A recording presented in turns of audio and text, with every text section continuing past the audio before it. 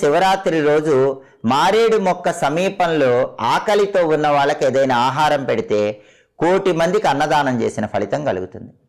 అలాగే మారేడు మొక్క దగ్గర శివరాత్రి రోజు ఆవు నెయ్యి ఎవరికైనా దానం ఇస్తే కొన్ని వేల జన్మల్లో చేసినటువంటి పాపాలన్నీ తొలగిపోయి శివానుగ్రహం కలుగుతుంది.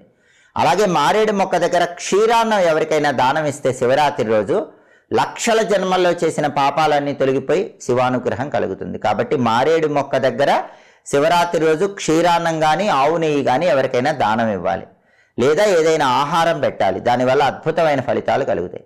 అలాగే శివరాత్రి రోజు మారేడు మొక్క దగ్గర 11 దీపాలు ఎవరైతే వెలిగిస్తారో వాళ్ళకి శాశ్వతంగా శివానుగ్రహం కలుగుతుంది. శాశ్వత శివానుగ్రహం కోసం శివరాత్రి రోజు మారేడు మొక్క దగ్గర 11 దీపాలు వెలిగించండి.